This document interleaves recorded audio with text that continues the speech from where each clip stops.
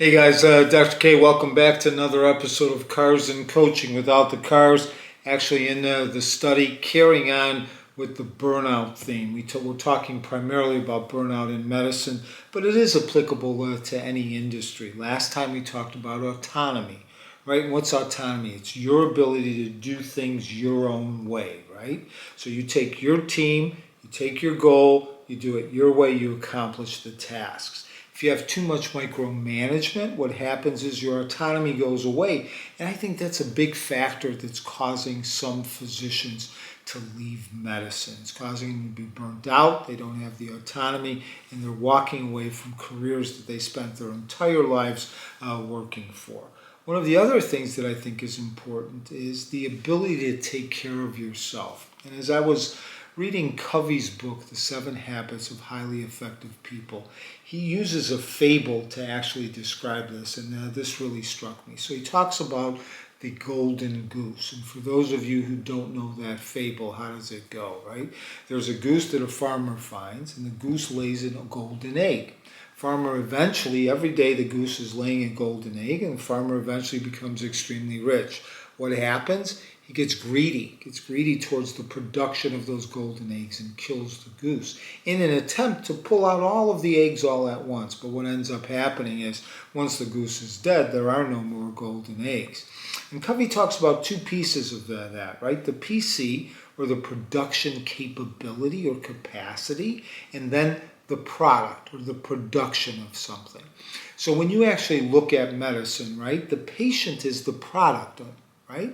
So the care that you're providing is the product. And we're going through and we're producing by seeing patient after patient after patient.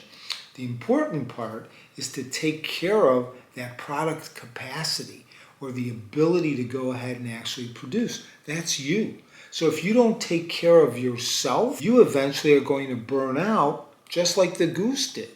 It's like driving a Ferrari for 40,000 miles without changing the oil, or 40,000 miles of running it on a track without changing the tires. Eventually you burn out and you no longer can produce. Or the product that you're producing isn't of the same quality that it used to be because you're not as clear as you used to be. You're more tired. Sometimes when we're tired, when we don't feel good, we don't do good. So it's extremely important to take care of the PC, or the product capability or capacity, which is you.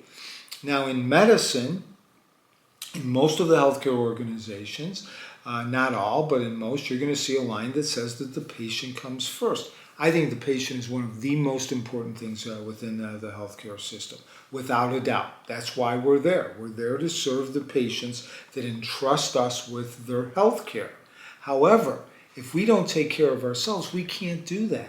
So I don't know if it should be patients first, or is it people first, where all of us are taking care of ourselves. Because if we don't take care of ourselves, we won't be able to take care of the patient.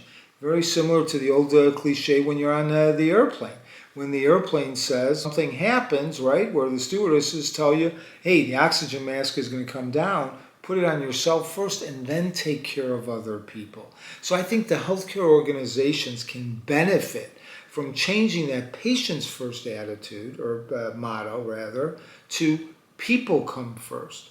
Because when you take care of the healthcare providers, the physicians, the nurses, the techs, and everyone that is there, the productivity that you're going to get is going to be greater, and it's also going to be of a much higher quality.